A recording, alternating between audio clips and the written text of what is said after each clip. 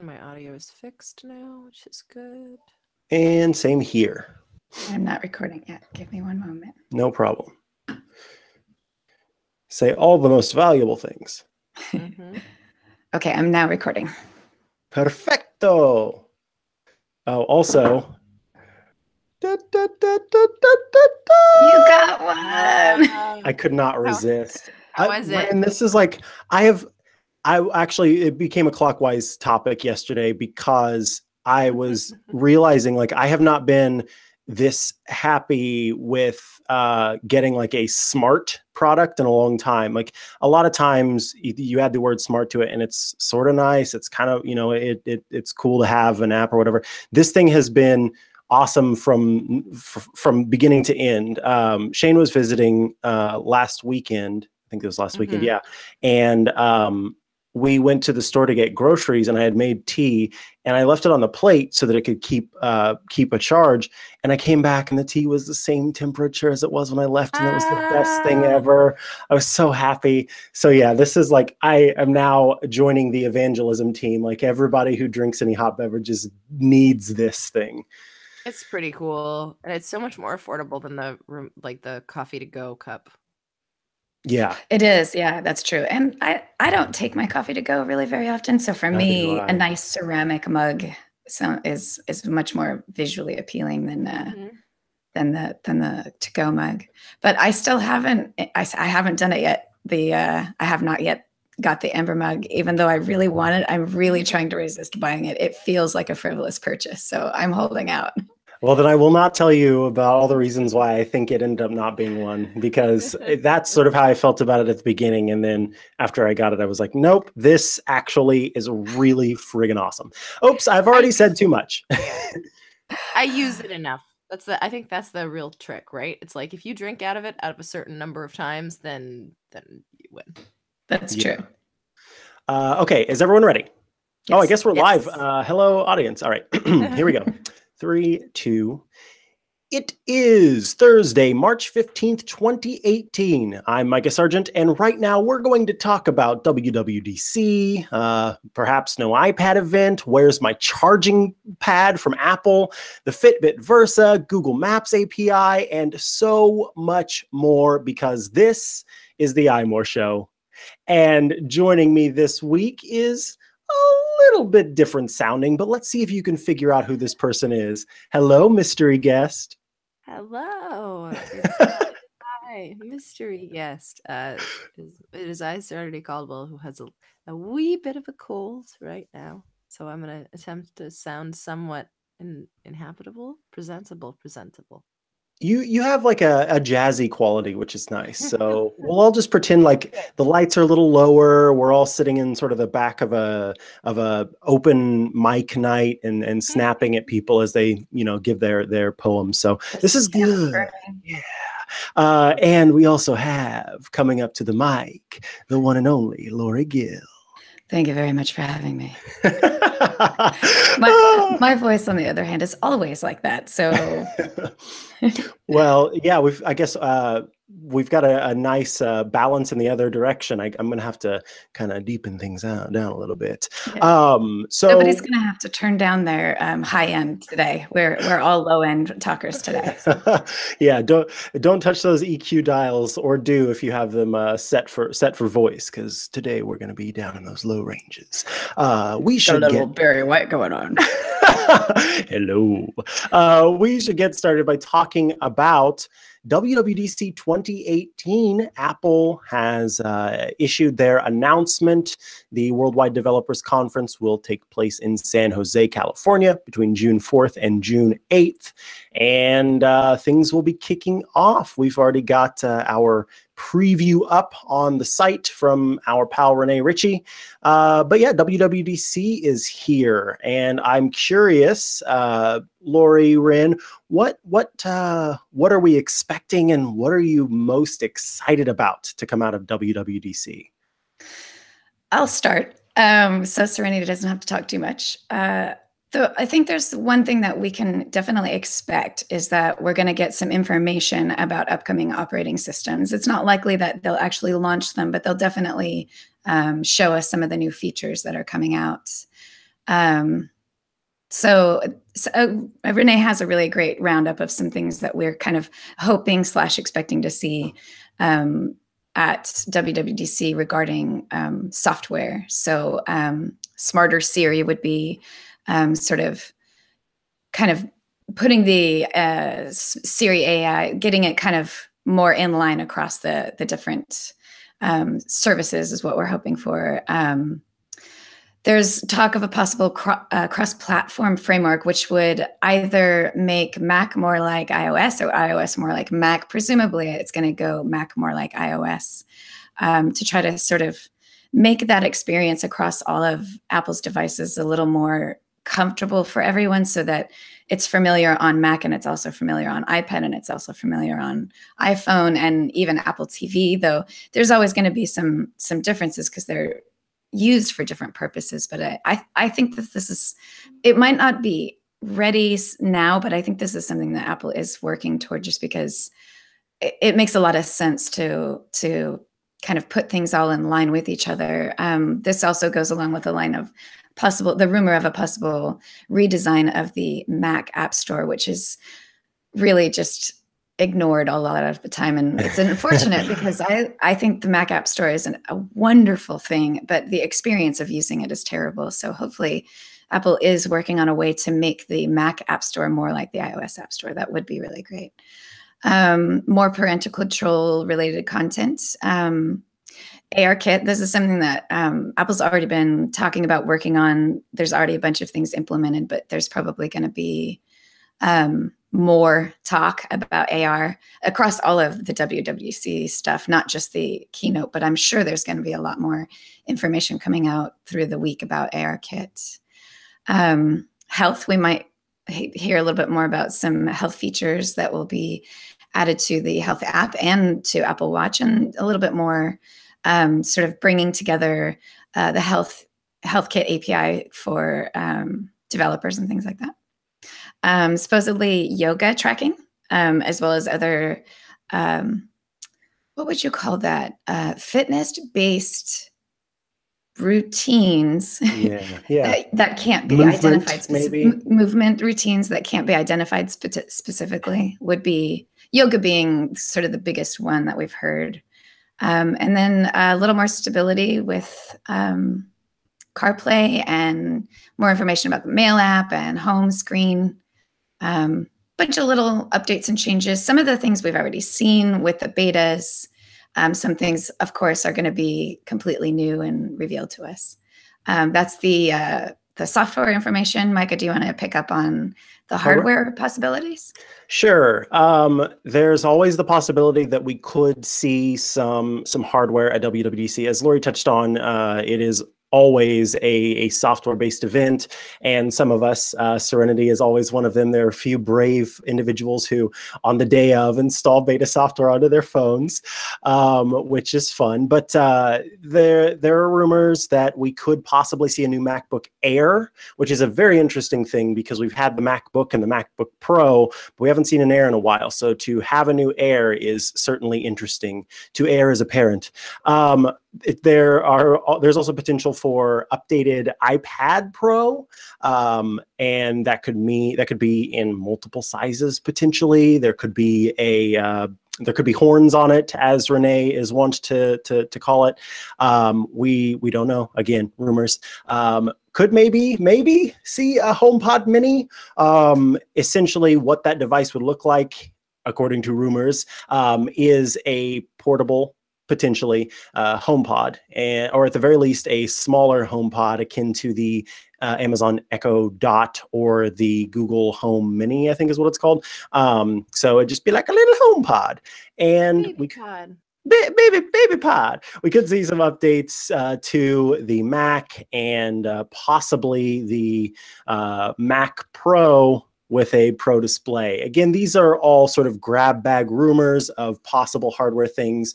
WWDC's focus has never been on the hardware. So that's always sort of some cherry on top kind of stuff. But certainly we have the opportunity of running across a few of those things. As far as what I am most excited about out of WWDC, we've heard a lot about this being once again sort of a focus on stability and making sure that things are locked in and good to go for the future. There have been a lot of complaints about Apple's software quality and things like that, and a lot of op-eds and hot takes. So that's always something to look forward to, but it's not something that really like gets people super excited. It only gets their blood pumping when it's making them angry, as opposed to getting their blood pumping whenever it's like working how it's supposed to. So the thing that I'm most excited about that's sort of a new feature potentially is all based in Siri. My fingers are crossed, my dog's paws are crossed. Like I've got everybody in the house hoping against hope that we see Siri sort of become as parallel as possible across all the various platforms on which it exists, so that I can do the same thing on my Mac with Siri as I can do on my phone with Siri. We'll see if that happens, but I'm certainly hoping so. And at the very least, it would be interesting if we see some new music domains for Siri, so that third-party services like Spotify, which just announced an in-app voice control system, would be nice. So that's my hopes and dreams, and also sort of some rumors there. But let's go to Rin for just a little bit so we can hear sort of what you're looking forward to and any other thoughts and some more color if you have it. More color. Yeah, I mean, of course, I'm really excited about the prospect of iPad Pro. It's unclear yet as of yet whether we'll see it at WWDC or whether we still might have a March event. It's looking more and more unlikely that we might see something in March at this point, maybe April. But we're pretty, we're pretty far in as far as event times go, and unless they want to hold it the very last week, they would have to send us an invite next week. So there's a question on whether, it's like, all right, well, maybe we'll also see AirPower at WWDC, or maybe that'll just get rolled out as an update to the Apple Store. But in terms of like things that I would actually love to see at WWDC, I think fine tuning Siri is like number one with a bullet on my list. Where it's just the HomePod is so nice and it does so many things so well, and then it does so many things so poorly.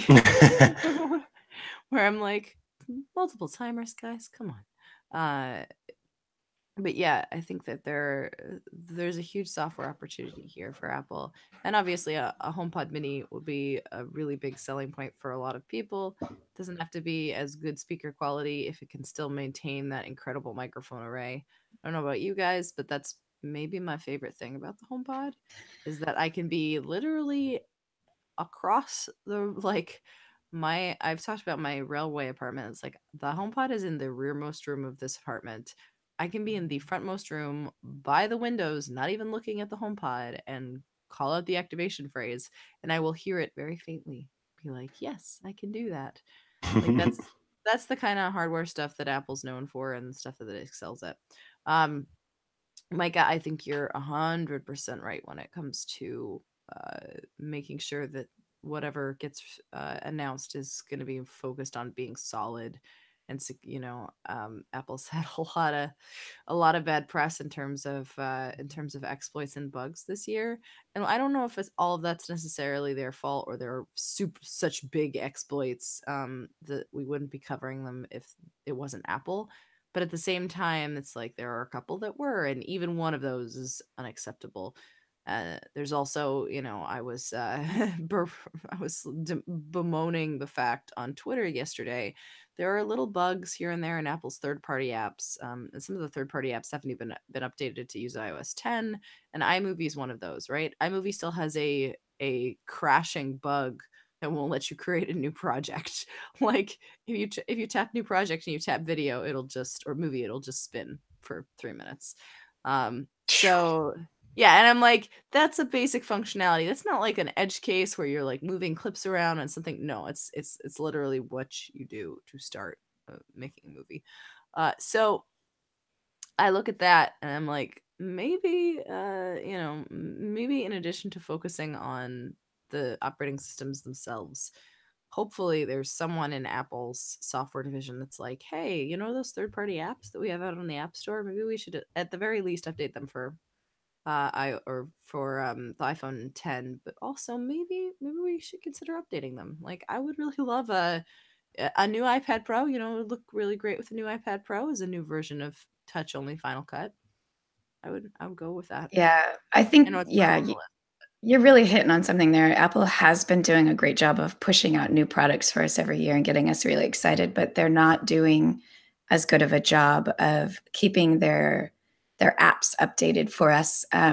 For a while, every time a new operating system came out, there was all these great new features, and it's been a while now where the apps were getting great new features. The software system is getting, you know, all kinds of changes and things that make more sense now than they ever did before. But let's spend some time on the Mail app for iOS. I've never been happy with the Mail app for iOS, so I would love to see some reworking of that, and you know, iMovie and things like that. Let's see some of the app updates and changes. I would love to see that. I think you're right. If they could kind of focus a little more on the software side, and not just the operating system software, but the apps that they encourage us to use instead of third-party apps. Like, you know, if you're making them for us, if they're built into our iPhones, why not make them something we enjoy using instead of something that we wish we didn't have on our phones, and replace them with something else? Yeah, I mean, well said. So one of the things that we had sort of heard earlier in the year again was two things: the wireless charging AirPods case, and the wireless charging pad that looks like a jelly bean, made by Apple itself. And there had been rumors that it was going to launch in March, which was sort of pointing people, those rumors were pointing people to there being a March event that could include other things as well. And as Serenity has noted, that sort of all is falling away. Do we think that because I didn't see Renee in his hardware section of the of his WWDC roundup. He didn't mention either of those products. Are we thinking then those aren't going to come out until later in the year? What are your thoughts, I guess, on that? Do you have any claims you want to put out there? I'm curious. My claim is that Apple already announced them. They don't need to show them off or reveal them at any sort of event. They're not big enough to warrant their own press event. So I think Serenity had sort of casually tapped on that. I think it's just going to show up in the online store. It's going to just show up in the Apple Store. They'll make a small announcement. They'll get the word out, but it won't be an event that takes place to say, and now they're on sale. They'll just be there. Yeah, I mean, I think the only reason to have an event is a new iPhone SE, a new special edition iPhone, or new iPads. And if one of those three products isn't ready to go, then they can't have there's no point in having the event. Which is not to say, dear God, no headlines being like X is delayed. Yeah, I have no institutional knowledge whatsoever on this. You did not hear it here first, yeah, folks. Exactly. No, but I'm looking at calendars. I'm literally just looking at dates and being like, usually if there's going to be an Apple event, the press will get notified about a week before. And we had heard rumors of a March event, but the rumors all pointed to excuse me. The rumors all pointed to this week or next week as a possibility, and because we haven't gotten any advance notice from Apple, I'm inclined to believe that it's not going to happen tomorrow. It's probably not going to happen in the next 3 days. And as a result, we may not see that event. Well, we'll very likely not see an event in March. But it's possible we'll see an event in April announcing those potential products, or it's possible that Apple looks at it and says, no, this is too close to WWDC. Like, we'll just wait an extra 2 months. Again, this is all really up in the air at this point, at least from our side, right? Like, I'm sure Apple's decided it, but There used to be a time when we could kind of predict what Apple was going to do and when events were going to be. It was, not that long ago that you kind of always assumed that an iPhone and iPad would come out, in the fall. Even though the original iPad was announced in the spring, you could always assume, these sort of timelines of when things would launch. And then they started kind of mixing it up a little and having spring events and just releasing things without having events and announcing things at WWDC or not announcing things at WWDC. So it's much less of an easy predictor now. I used to feel very comfortable in that sort of, creature of habit way that I could rely on Apple to always do the same thing. And it gets harder and harder every year, which I think is good on their part, because if they're going to announce a new iPad, let's say, and then it's not good, they pushed it out too early because they wanted to have a March event, or if they tell us in March that it's coming and then we don't get it for a year, which is what happened with HomePod. They announced HomePod and we saw it way later than expected. I'd rather them just not talk about it and we can speculate our balls off. I hope that gets cut. Exactly. Yeah. No, it's exactly that though, right? Because we don't need, I don't need to know what Apple's cooking up in their lab. I just want to see the products when they're ready and when they're not only ready but ready for public consumption. Yes. I don't need to know about some fancy hardware feature 7 months ahead they'll never ship. I have CES for that. I really just don't need it from Apple. Yeah, and it ends up, again, this goes back to with the HomePod, knowing so much about the HomePod ahead of time, but not knowing Apple's own story about the HomePod, it had ruined it for me there for a while, until Rin and saved it again. For me, I was disappointed whenever they announced the product because I was looking for something completely different. I was looking for an in-home smart home maestro type device, and it didn't end up being Apple's focus. And so I think sometimes that does end up happening where we get cherry-picked features and little tidbits that give us a little bit of information, but not everything. And when you put those things together, sort of without the overall, what Apple is able to keep a secret, when you don't have those parts of it, then you don't really know sort of what the product is going to be or how it's going to turn out. So yeah, it's almost better to just sort of wait it out and see, what ends up shipping. So I definitely agree with you there. Yeah, that's definitely true. It feels better when Apple says we have a finished product and this is everything that it does and it's going to be out in 3 months, and that happens. It's not a bad thing. It just, for me personally, I don't want Apple to say, here's this speaker, isn't that cool? We'll tell you about it in a while. And then we don't hear enough information about it, except it's delayed until it comes out. And then we're scrambling to figure out what this is. Do we really want it? Is this what we thought it would be? So it's just, for me personally, more of a comfort zone of this is how I'm used to Apple being, and they're kind of changing things up a little, maybe to try to continue to generate excitement and interest in their products. But at the same time, I feel less secure in what they're presenting to me. Yeah. I think we're all in agreement. We're all just nodding our heads. Yeah. So I think we have sort of touched on as much as can be touched on early on in WWDC land, and until we actually have WWDC, or we somehow have an event that magically appears between then and now, / stuff appearing in the store, we've talked this topic into the ground. But we should definitely talk about the next thing, which, surprise, dear iMore Show listeners, is not a topic about Apple. We want to talk about the Fitbit Versa. It is a new smartwatch that's from Fitbit, and it is, according to Fitbit, the lightest metal smartwatch in the US. It's got a new design, and of course, it's got some health and fitness features, but interestingly, it's got 4 or more days of battery life, is what they're quoting. It's an interesting device. I know a lot of people who very much love their Fitbit. I've got a lot of friends who wear one every single day of their lives. And I think that this is an interesting melding of the benefits of the Fitbit with the benefits of a smartwatch.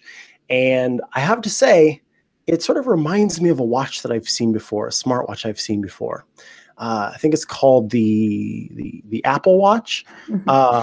It's got a nice rose gold and aluminum design, depending on which one you get. That's I mean, you can't get too creative with the design of a smartwatch, but it does remind me of the Apple Watch. So, what are your thoughts on the Versa?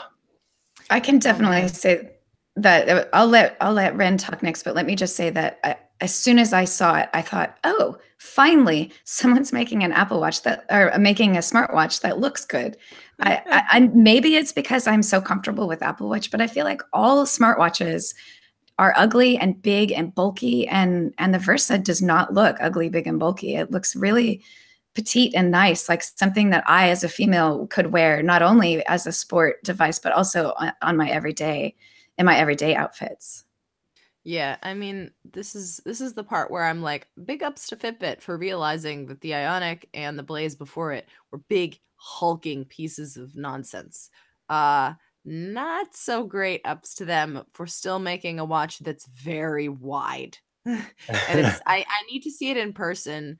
But you know, Scott Stein, I've seen it, did a pretty good overview of, like, put a 42 millimeter next to the watch, and it does look a little bit shorter than the 42, but then again, that's the 42 millimeter Apple Watch. And as we know, the holy grail of like testing size is it has to be, you got to look at the 38 compared to everything else. The Versa is definitely going to be thinner, which I think is, of course, it's a knock in its favor, because like the heaviness, some people, I don't know, I haven't heard a lot of complaints about it, but at the same time, I can see why people might want a lighter smartwatch.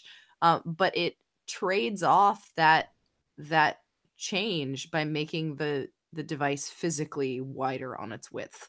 Although I think it's within a few millimeters of height of the 38 millimeter Apple Watch. So you've got something that's really more of a square on your wrist and less of a rectangle, the way that the Apple Watch is.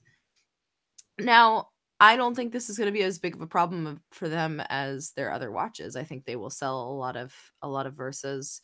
I think the extra software features that they're throwing in to really entice female users as well as smaller wristed users to join, you know, having period tracking be a default thing in Fitbit's app is really cool.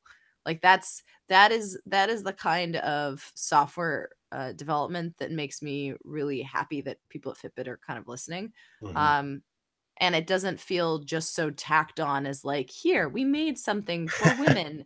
Please buy our watches, women. Please don't buy Apple Watches. No, it's very good. I've tried a number of Apple Watch apps in this department, and most of them are geared around like having kids, and they're not actually just geared around tracking health. So I'm curious to see how that evolves. I'm curious to get hands-on with the Versa.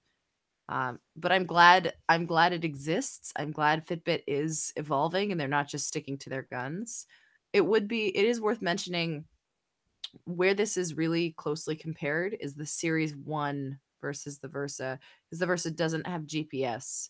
And that's another thing to kind of think about, is like where you're looking in that department. But we'll have a full compare up on iMore as soon as I get my hands on some hardware. There's the Fitbit operating system is also growing. I think this is great. Fitbit is they're not resting on their laurels. They're trying. I think they're seeing what their user base wants, and they're trying to figure out ways to implement it into existing devices. And now with Versa, even more. There's like you'll be able to respond to text messages, and there's more notification related stuff, some more UI changes that I think are really helpful. I've always felt that Fitbit was a good competitor for Apple Watch, but for different reasons. I really do think that Fitbit makes the best fitness tracker devices, whereas Apple Watch makes the best Apple Watch. They make the best smartwatch. Fitbit, I've always felt they've done an excellent job on creating really good software for their exercise tracking stuff. And so the fact that they're sort of melding them together without going full smartwatch, I think that's great, because if you're getting a Fitbit, you're not getting it for the smartwatch features. But this is also incorporating some important smartwatch features that will allow you to wear your Fitbit all day long, so you can justify the purchase price. I think the Versa is going to be about $200. Yeah, $199.95. So if you're going to spend $200 on a fitness tracker, you want it to do more than just track your walking and your heart rate and things like that. So adding these additional features like notifications and responding to text messages, I think is the perfect balance. Not everybody needs all of the things that a smartwatch can provide, like the Apple Watch. So this kind of meets in the middle of, you're more interested in your fitness regime, but you still want some of those additional features that a smartwatch has. Here's some of them at a reasonable price, something you can feel comfortable wearing all day and can justify the price point for. Speaking, I was talking about the friends of mine who have Fitbits and enjoy they're all sort of fitness-minded folks who use it to keep track of their steps each day, who use it to keep track of their heart rate each day. One of the things that I want Apple Watch to be better at doing, and it's one of those things that this is down the line. It's not something that we're going to get right now, but we're starting to, at least, is sleep tracking. That is like one thing that I am obsessed with more than most sort of tracking things. I could give a hoots patootie about, I don't even know what that means, but about walking, about step counting. I don't necessarily care how many steps I've taken in a day, as long as I am moving. But I would love to have incredibly detailed and accurate tracking of my sleep. And I have yet to find a device of any kind that has done that for me, be it a wearable or something like I used to have like a smart alarm with this little thing that you connected to your pillow. It was trash. There's not been anything yet that's done a fantastic job. So I really do feel that is still out in the open and ready for the taking. But when it comes to activity trackers, you have to be able to wear them as much as possible. And that is the only way that you're going to get that all-encompassing data. And the fewer times that you have to take it off, the better, because you're not going to run into issues where you just forget for whatever reason. And that's why I've always been a big advocate. And one of my good friends, she's a marathon runner. The Misfit, I can't remember which product it is. They make the Shine, but they also make this little one that's like a little cylinder, and it's one of their longest lasting, battery wise devices. And so she has to change the batteries once a year and can wear it nonstop the rest of the time, and it's tracking her data. That's fantastic. The less chances you have to forget it, the more data it's getting, the better it is to have all of that there. So I think that Fitbit does a good job of sort of trying to balance those things, especially with these more powerful devices. And I would love to see Apple continue to do that, especially in the area of sleep tracking. So good on Fitbit for what they've done. Yeah, absolutely. It's also worth noting, by the way, that Fitbit didn't just release the Versa this week. They also released a kid-friendly tracker called the Ace, which is basically a version of their Alta without the Alta HR. It just tracks step count and it gives general goals. To me, though, and here's where maybe my 90s childhood is coming into play. I'm like, it's just a bracelet, basically. Of all the things to gamify, this is when you put a Tamagotchi or something along on the Yes. display, and you're like, you have to feed your, it taps you and it's like, feed me, walk around. Yes. Pokemon Go on your wrist. Come on. Seriously, though, it's how hard is it to code an 8-bit little creature that just taps you and is like, hi. You're not saying that they did this with the Ace, right? No, yeah, it's just you are so right. You're so right. Kids, like if your feed my pet thing was something along the lines of you need to walk 20 more steps, that's a great way to incorporate fitness and games with kids. You're so right. I just think about the Tamagotchis and there was like a little Pokemon version that I had when I was a kid, and it counted steps. It was one of the earliest step trackers that I ever had. And there's definitely a thing where it's like, oh, if you want your Pokemon to evolve, you gotta step 20 more steps. And like as a kid, I'm like, heck yeah, I'm just gonna step in place. And like, because it gives you a goal, it gives you a target to reach for. And the Alta, I don't know, maybe it's fine. Maybe they've done the research and they're like, gamification is dumb for kids. But for me, like as a former child, I'm like, maybe. I'm pretty sure we're all experts at being former children. I'm pretty sure we are. Hold on, let me check my credentials here say that I do get that designation. But I agree with you. I think, and frankly, hello, Apple Watch app developers out there. Serenity has just given you a golden idea. You should definitely get on this. There should be like Tamagotchi for Apple Watch, and keep it alive. That also has fitness tracking, like that incorporates. That's how you keep it alive. Serenity. Yeah, somebody get on that because I want that. Yeah, patent that and let's make that happen. All right. Well, we should definitely move on to the next topic. But before we do, you all know what I want to tell you about. It is our dear, dear friends at Thrifter. What's Thrifter? Well, if you don't know, now you know. It's a new way to save money on everything from gadgets to home goods by shopping based on value and not hype. What the heck does that mean? Well, value. It's all of those deals that aren't those ridiculous fake deals, those actually marked down prices that aren't saving you any money. These are the full on awesome deals, and also not just making sure you get discounts, but also getting early access to products and finding the best sorts of promotional options. It's a fantastic way to make sure you are saving money while getting awesome stuff. So go and sign up at thrifter.com. You're going to get thoughtfully selected tech deals from places like Amazon, Best Buy, and even more. It's all the stuff and none of the fluff.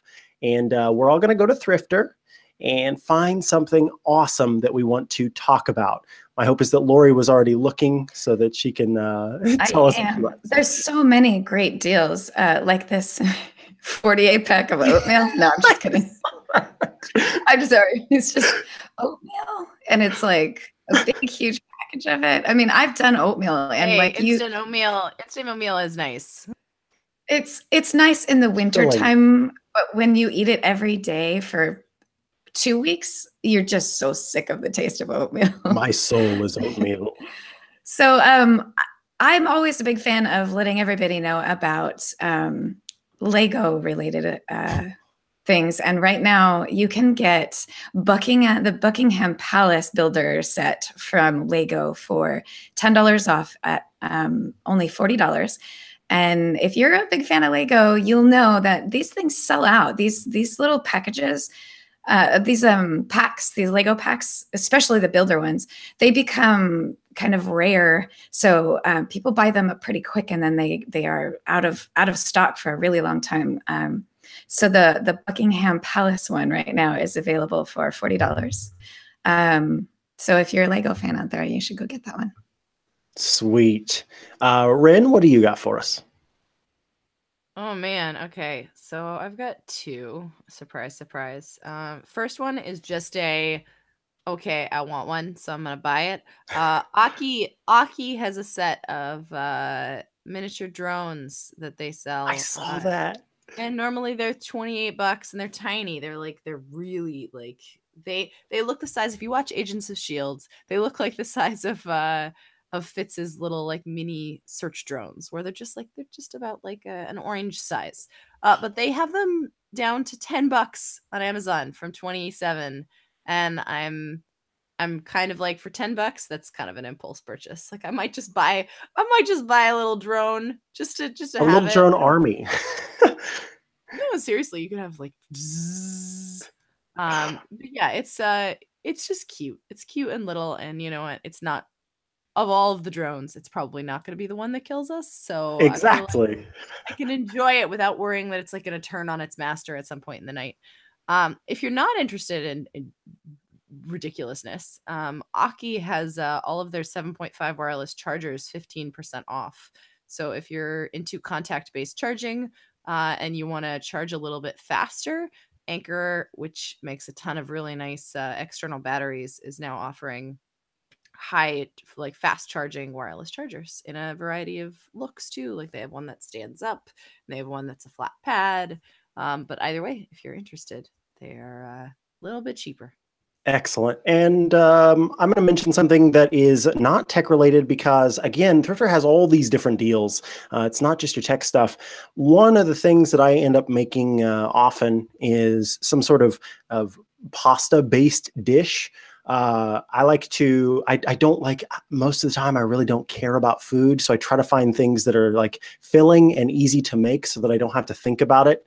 And pasta is a good way to go about doing that. And if you know anything about cooking and sort of bakeware and cookware, Calphalon is a name that gets a lot of attention. It's a really good quality brand. And there is a Calphalon Dutch oven, which again, if you know anything about cooking, Dutch ovens are very handy for making all sorts of things, roasts and soups, and again, something where you might strain it. So whereas, you know, you'd have to get a separate strainer or colander or some sort of sieve, this one allows you to cook it right in the Dutch oven, and then the lid actually has some strainer holes built in, so you can just pour out the water and keep all your pasta inside of the Dutch oven, or again, whatever you decide to put inside.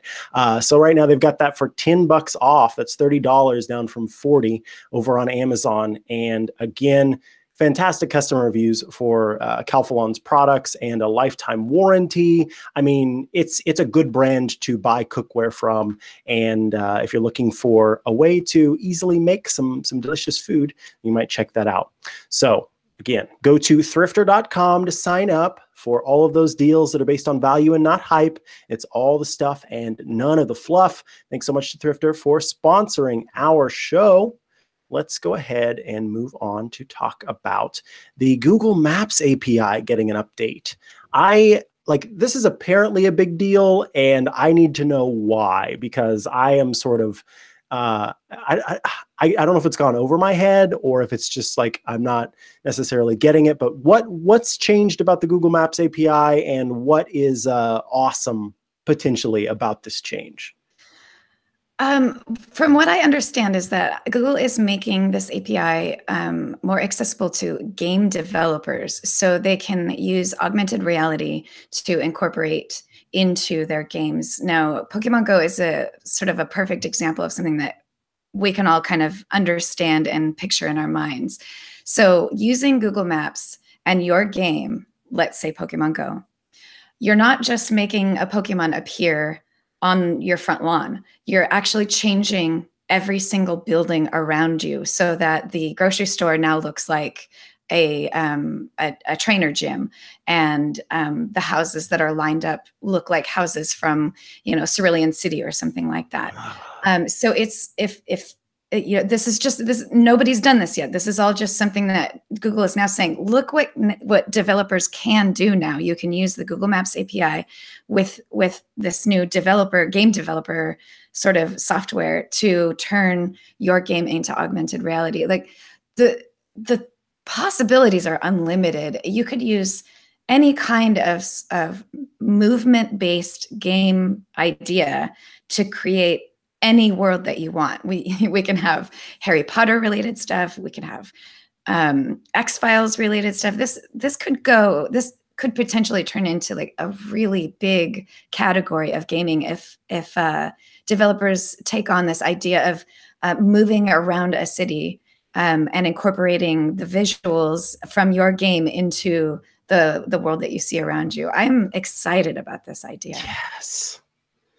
This is super cool. Like it makes what could otherwise be sort of an isolating experience, a sit in your chair experience, into so many people getting to try different things. Like, the reason why I love APIs and why I love these big companies sort of opening up their data and the opportunities is eventually someone incredibly clever is going to come up with something very cool, and we're all going to get to play with it. And that is a lot of fun. Like, that's something to look forward to.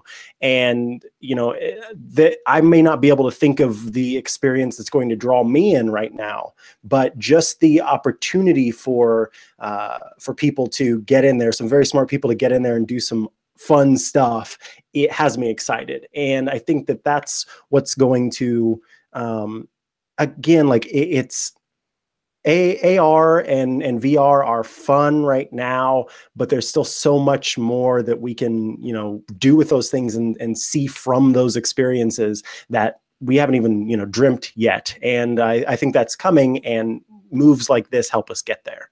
I love the idea. So the one problem that I've always had with Pokemon Go, when I'm just out on a walk, I like to kind of pay attention to the world around me and not stare at my phone the whole time. But what if, using the same kind of combination with game development, someone is developing something a little more on the educational side, which might be boring for kids, but would be really fun for grownups. Let's say I'm standing in front of the Safeway that's down the street from my house. Now, 40 years ago, 30 years ago, that used to be an old movie theater. So what if, using this AR, I just look up and now I see what it used to look like. I see where that movie theater was. So now when I'm taking my walks, I'm actually finding these sort of important points of history, and I can use augmented reality to actually see what that looked like at the time with me standing in front of it. This, I think, these are some of the things that I think could be developed with this AI, this new API mapping for developers. Yeah, I agree completely. I think the potential here is limitless. It's just a matter of seeing what app developers are going to do with it. It's very cool, if Google's going to collect all this information. I'm glad that they're putting it to good use. Yeah, that's the big thing there. One of the things that I find the most exciting about mapping and where we're going with it is I am so bad at directions. Like, I don't have a very good internal compass. If you put me out in the woods and asked me to become Bear Grylls, it would probably take a long time for my survival instinct to kick in and that internal compass to somehow rear its head. I am like notorious when I'm at my doctor's office and they take me to the room where I'm going to meet with my doctor and talk to her for a while. I come out every single time and have to say, okay, now which way is it to get out of here? I cannot help it. And I will, when I'm approaching and I'm about to walk down the hall with the nurse that's taking me to the room, I'm like, okay, I just need to remember, I take a left and I take a right here. And I always forget every single time. I'm just so bad at directions. And so one of the things that AR is going to be enabling as we, creep further into the future are these sort of mapping systems that are more detailed and more tied to what you're actually seeing. And so you could be out on the street and you might want to go to the Starbucks on the corner, around the corner rather, and you got your AR glasses on and you see like an arrow out in front of you and you walk along like Pac-Man eating the arrow and get to, the next little bit, and watch out for the ghosts, but then you get to Starbucks. That is so awesome. Of course, it's only going to make my internal compass even worse because I won't be exercising that muscle. Yeah. But who cares? I live in the future. So I guess your comment about Pac-Man just made me think, what about an exercise-based mapping game where you are Pac-Man and you're gobbling up the pellets and you're running from the ghosts, and this is your exercise regime? This is great. These are great ideas. It's the next variation on Zombies Run.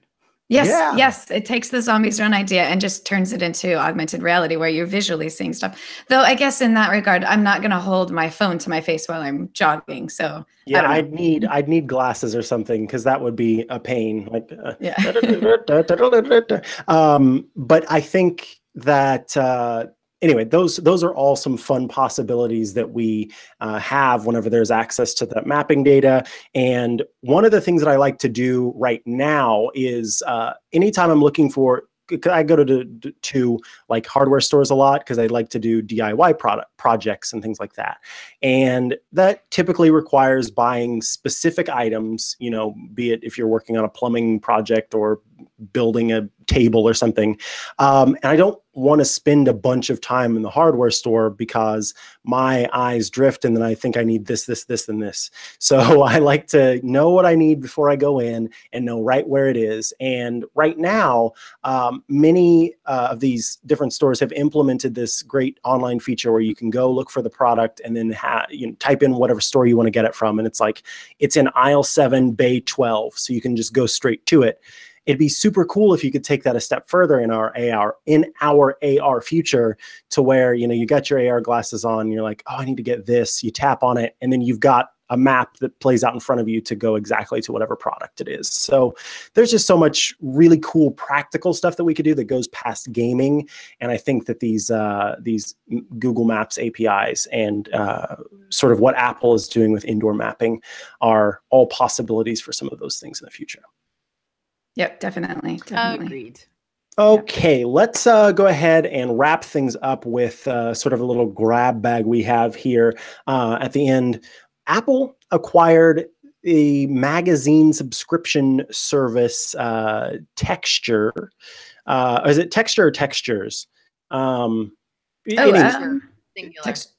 Texture. Okay. So this subscription service is a handy way to get access to a bunch of different magazines without having to sort of buy and stack magazines next to the back door because you don't end up reading them and they just sit there.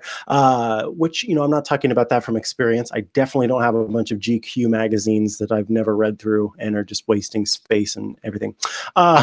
So this, I think, is a really cool opportunity for Apple to possibly expand on its news app, which I found a lot of, what's the term? A lot of everyday people, like I've been surprised with how many of the people that I know who aren't in the tech space use the news app. All the time, getting notifications from it and reading in it and sharing articles from it. I see that quite a bit. And I think that this, you know, potentially opens up the opportunity for even more of that, and also keeps publication jobs around, which is always a good thing. So your thoughts on Apple's acquisition of this and sort of digital magazines in general? So a long time ago, Apple, I wish I could remember it. You guys might be able to help me with this. Newsstand. Well, I mean, so when Newsstand first came out, Apple sort of posited it as a way for you to gather all of your newspaper and digital versions of newspapers and magazines, right? I was on board with that because I read a lot of magazines. I spend a lot of money on physical magazines, and this was potentially a way for me to invest in them digitally so that I wasn't taking up shelf space with my magazines. It never really took off. It never really worked. The companies that make magazines were usually sticking with their own app and not incorporating it into Newsstand for whatever reason that would be. So I think this idea of Apple acquiring Texture has a lot of good potential because it could mean that Apple's saying, so we didn't do it right the first time. We're going to try it again. We're going to try to be more focused on magazines specifically. We've got the news app now for news related content. So let's try to focus a little bit more on magazines. If it had the right content, I would spend $10 a month on a magazine subscription that allowed me to read hundreds and hundreds of magazines. Unfortunately, right now, Texture doesn't have the content that I usually get into. I'm really big on art magazines, and those usually, because they're kind of pricey, they're a little more sort of niche. They don't usually end up in, with organizations that are, trying to sell you magazines. If you ever get those phone calls where they're like, hey, do you want to buy a magazine from us? And you're like, yeah, do you guys have this or that? Do you have Juxtapose? And they're like, oh, no, we don't have that. Sorry. So this is kind of the same thing for me right now, but with Apple investing in it, it's possible that we'll see more. My fear, though, is this will be another situation where it won't get done right. I don't know why it went wrong the first time, but I'm not sure what they would do different to make it right this time. Well, I think the big thing here is that Newsstand, when it was started, required all its publishers to make custom apps to serve their content, and that was a huge stepping stone, because if the app sucked, then you couldn't get the content right. There's a whole lot that went into Newsstand's failure, but I do think that Texture is potentially interesting on a. Apple is kind of interested in not saving the written word, but like preserving the written word. And if they can do that in a way that also makes them money, I think they'll be happy. Texture, I've heard people say good things about Texture, and it's one of the few sort of online reading services that I've actually heard that from. So I'm curious. We'll see how it works. Yeah. I think anytime these apps get acquired or services get acquired, the people who use them are concerned sort of how the integration will take place. Apple's acquisition of Workflow is a positive one. And so we definitely can see Apple, and this is not to equate the two in terms of sort of how they might take things, but I do think that speaks well for when there's something that people care about and something that's handy sort of on its own, how that plays into Apple's use of those services or companies that it buys. Ultimately, I think that this is like, you can sort of augment the iBooks experience with a new section that has a place to buy these magazines. And I think what is the most exciting about this is a possibility for more magazines potentially to introduce digital experiences that provide a little bit more interactivity. So maybe magazines will be less afraid to be able to include video and things like that within the magazine as you're flipping through the pages, as opposed to some of them which in their current form or in previous states were just scans essentially of the layout that gets put in. So if this gives magazine publishers and other zine publication companies the opportunity to be more creative and offer better interactivity, then I think that this is a net positive. And also having a singular place to go and purchase this subscription, if that's how it's going to go down, is nice as well. I think, or I know my mom is much more comfortable going into her phone and paying Apple for Apple Music than she ever has been for sort of going to a third party and figuring out how that works and then having like a separate bill on her account from what she's getting in iTunes. So if all this comes from the same place, I think it makes it easier for people to make those purchases and more comfortable making those purchases. So it's all very good. I think Apple's sort of story on why in the beginning they've chosen to do this with sort of making sure fake news is limited and all that jazz. I think that's a little bit of an interesting spin on things. And it's like, I don't know that buying a bunch of magazines is equivalent to fixing the fake news problem, but it sure is a nice soundbite to have. So who knows about that? I think that was an interesting statement that was made. Yeah, magazines aren't traditionally considered where you go for your news because they're not timely. They come out on a monthly basis or at best a weekly basis if you have a really great magazine. So yeah, I think that the idea of trying to restrict or limit false information getting spread doesn't make sense in the magazine world. Serenity did kind of hit on a comment a little bit about, or actually, I'm sorry, I think it was you, Micah, who had kind of commented a little bit about the iBook store. I like this idea of sort of this magazine subscription right in your iBook store that you browse similarly to the way you would iBooks. It would be kind of, the idea would be it would be like Apple Music, only for your magazines. I think there's a potential there for it being in this really comfortable way. If you're already signed into your Textures version or your Apple version of Textures right in the bookstore, and you can, get your recommendations and suggestions, and it's all kind of there listed for you, similar to the way Apple Music is. You can click on a magazine, read through it, get recommendations for other magazines like that.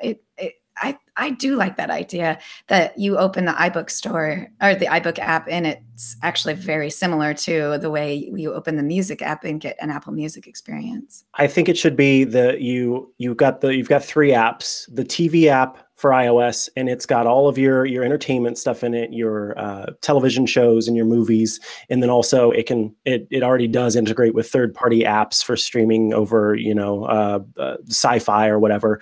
Then you've got the iBooks app, which may become the Books app, that has, again, these magazine subscriptions, and then your audiobooks and books that you can buy.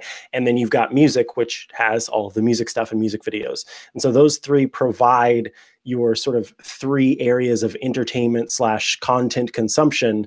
And it's easy to, again, manage your account and all of those things. And you can keep track of subscriptions that you have and very easily remove them or add them or what have you, all with your thumbprint or your face, which makes it very convenient. So hopefully that's what we'll see when WWDC comes around. Whoa, full circle there.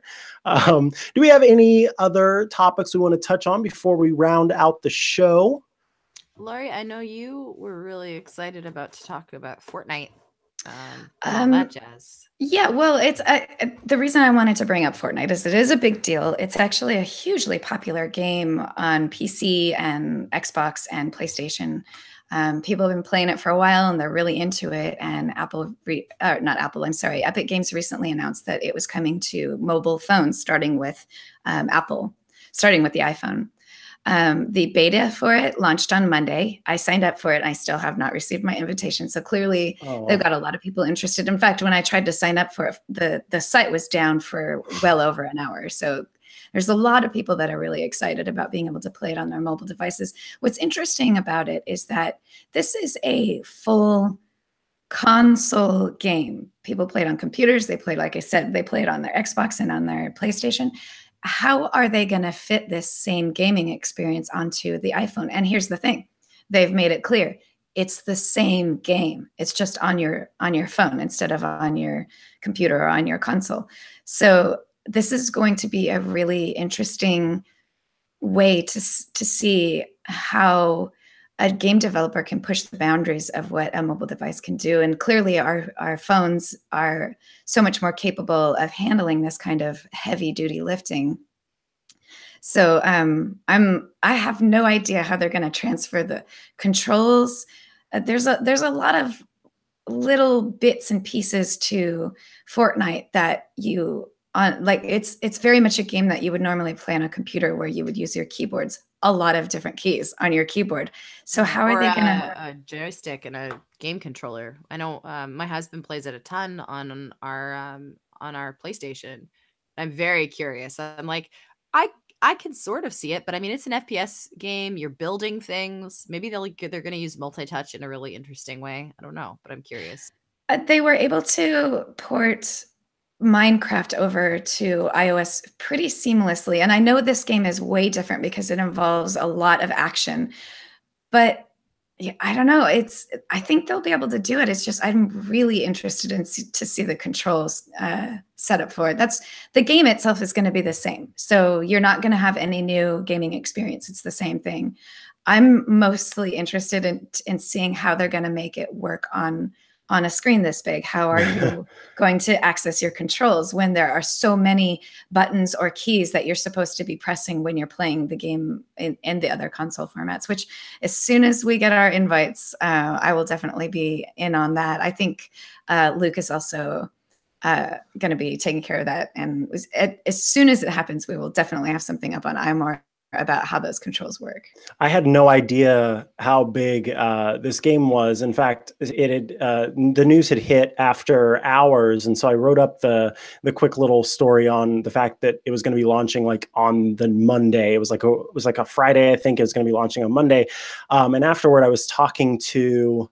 I think it was my mom, and Fortnite came up because it was my mom, because apparently I had no idea, but my little brother is like a pretty good Fortnite player and like streams and makes money playing Fortnite and streaming. I was like, what? I had no idea. So yeah, my little brother's one of those play to whatever that thing is, Twitch or Twick or whatever. He does all that stuff, and it's so funny because I had no idea. So I was like, oh, well, apparently Fortnite is something that is a big deal. So anyway, I thought that was interesting to me because I had just not heard anything about it. But yeah, I'm with you. I think, we've seen some games sort of lose their awesomeness when ported to mobile devices because they have to be stripped down to their bare bones in order to match the experience. And then we've seen games that try to continue to be what they are on other platforms, and they kind of stink because it's overwhelming. So we'll see. We'll see what they do. I mean, it's in beta, and I'm sure there'll be this will be an invite to the beta, right? Or is this invite to the game? As far as I know, at least nobody who writes anything has actually started the beta, because there's so far I haven't found any information about people playing it on iPhone. So the beta sign up was on Monday, but I don't think they've handed out any of the invitations yet, at least as of this recording. So who knows? Cool. Yeah, because I imagine that they're going to take lots of feedback from players and improve before they push it live. So interesting stuff. And on that note. And on that note, we should probably round out the show. Thank you all so much for listening out there, those of you listening live and those of you listening thereafter. I want to thank you, Jim Metzendorf, shout out, the editor of our very show, for always making us sound great, despite any sort of flaws we might introduce. We will, of course, be back next week with all the latest news and goodies and possibly new rumors and who knows what else. Could be anything.